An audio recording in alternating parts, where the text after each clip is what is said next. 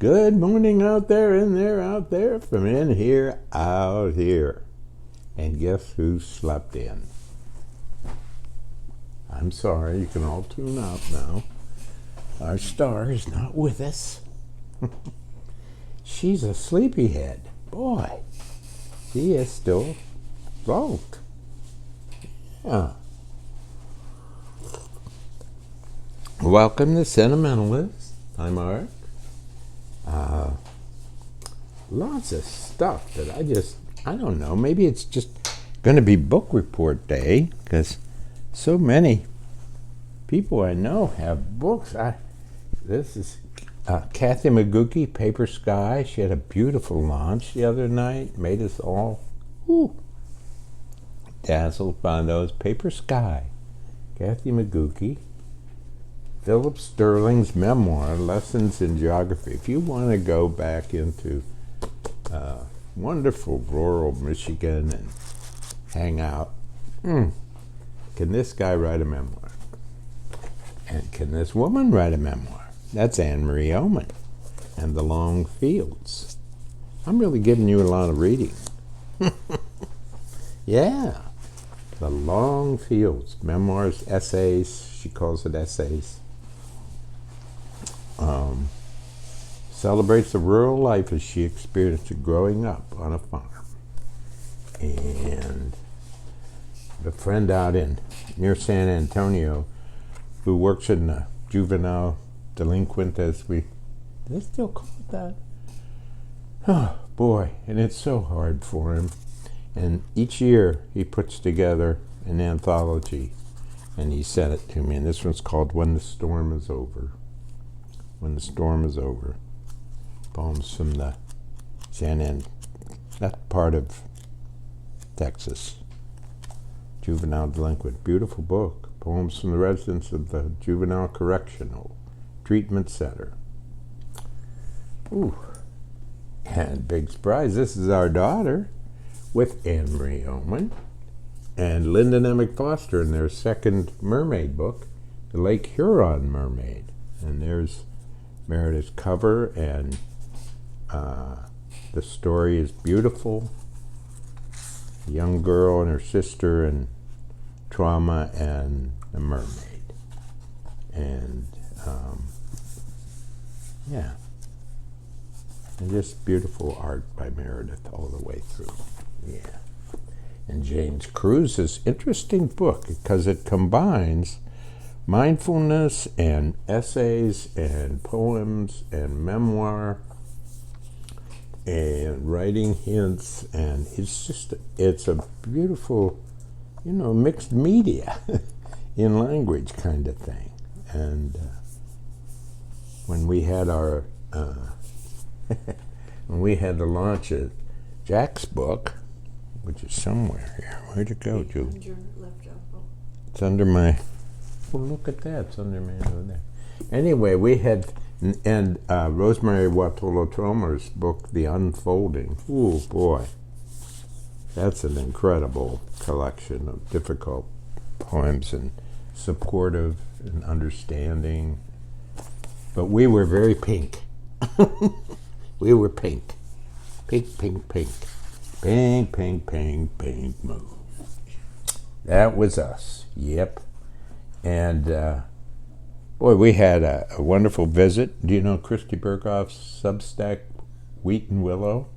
She and her husband, Brian. Oh. Hello. Is that me? They had been... they grew up in CRC Church, and when they were anti-gay, he left the church. He was the pastor and got ordained in the United Church of Christ, UCC, started the church in Holland. Christy's a brilliant photographer, and she has a quiet, gentle, insightful intelligence, and her essays read very quickly, and it's just a calming thing in the day. Very nice.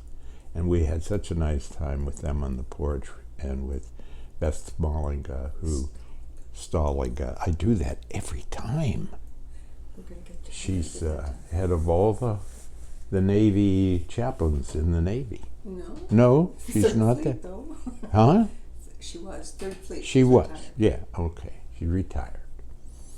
You know, if Julie wasn't here, I wouldn't even gotten up this morning.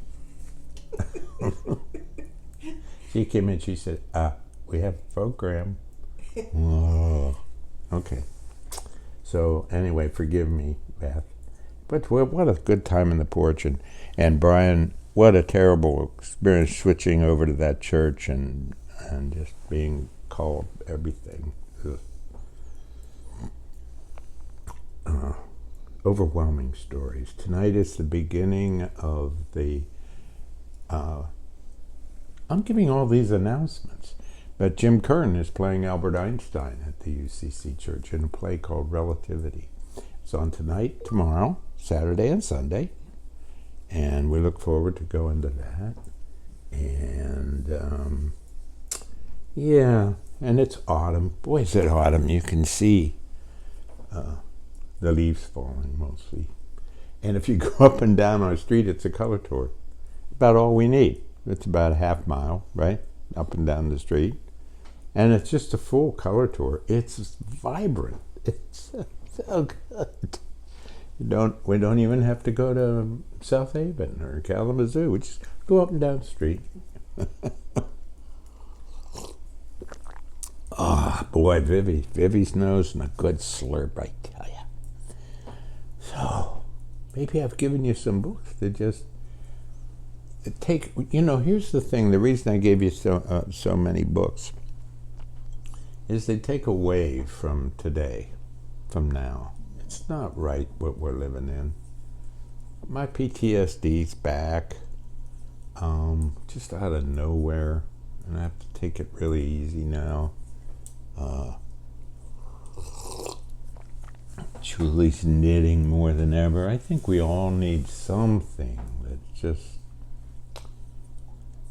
it's not right, it's not fair. We shouldn't have to live with this.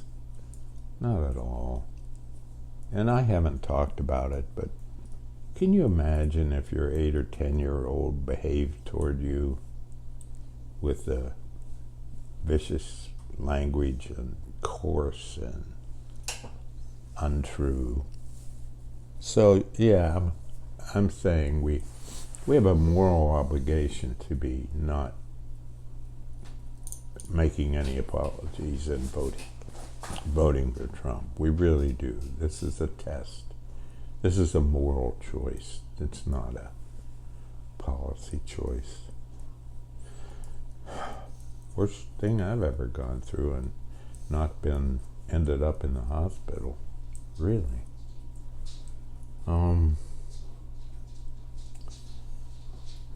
Well, on Monday I get to be on a show on Zoom called Jimmy Pappas and Friends. I like that. It's going to be about 20 years of wandering through different tries at remedies for mental illness. And I'm going to read some poems about it, and we're going to talk about it, but it's not going to be, ooh, I don't want to watch. It's going to be just quiet and nice and helpful. I just want it to be helpful. You can let me know, and I can send the link if you find yourself interested or know somebody who might be helped by that. Yeah.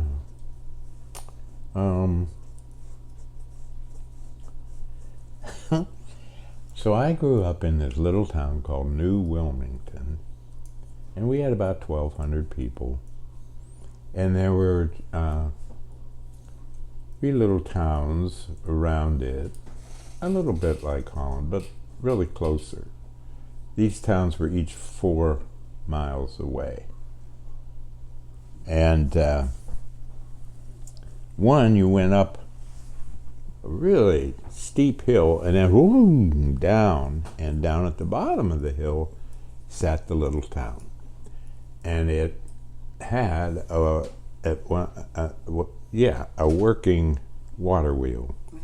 That windmill, right? I don't know what do you call it? Expect suspect it was probably a wood mill. Windmill even, yeah, okay. And it turned, on the creek that went through the little town, and they made flour, Oh, that's it.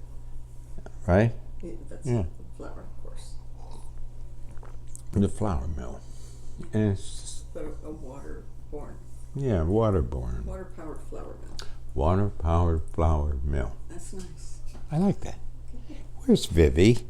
She's Really hurting my feelings. Oh, Vivi. And if you're still here, gosh. She's what I need. She's my buddy. We have amazing walks. She loves to leave me in the walk and head off into the woods. And I'll call her and she won't come. It's a game. And then all of a sudden I'll turn around and there she is behind me. Sneaks up behind me. Vivi, I hear you out there. Right? It's the dishwasher. What? I think you hear the dishwasher. Oh, I hear the dishwasher. Well, they're kind of the same. I like our dishwasher. I have no... Oh, in the little town. Well, that little town's name is Volant. The other little town, with about the same, is Pulaski. Pulaski. And Volant, V-O-L-A-N-T, has a population, depends on where you look. One place I checked, it said 100 to 120. The other one I looked, that was more up to date, was 84. And guess who came to rally there yesterday or the day before? I forget which it was. Tim Walz. And he's dressed as a farmer, of course, and he comes out and they're cheering, the 84 or whatever. And I just thought, wow, what is the strategy? And let's throw the strategy away and just enjoy the delight and the gentle, quiet calm of it all. And he just talked, kind of just pretty regular. He didn't try to rouse anybody up or anything. He just talked about where he grew up and how he lived. And he had, I think he said 20-some in his high school class. So there he was in Volant. And those people, they'll be talking about it forever. And I kept thinking of all the handful of kids from Volant that I went to school with. They were bused into New Wilmington, which they were always just a little resentful. Oh, why do we have to go to New Wilmington?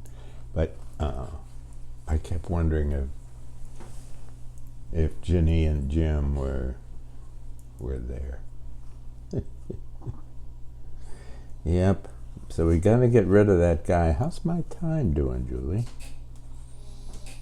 Oh, you've got, you're 13 minutes into it, so you've got... So I better quit. I better go for the poem, huh? Where did I put, here we go. Going to have a nice reading if you're in the local area, or a nice reading at the library, Well, it's the playoffs in Major League Baseball. I don't know if you're for anybody or not. I have one dear friend, Linda Nemec Foster, who's rabid for the Guardians, but they're getting smacked by the Yankees. So there's a little tiny poem called High Fly, Outfielder. You wait. You look up, staring, hoping you are in the unpredictable spot.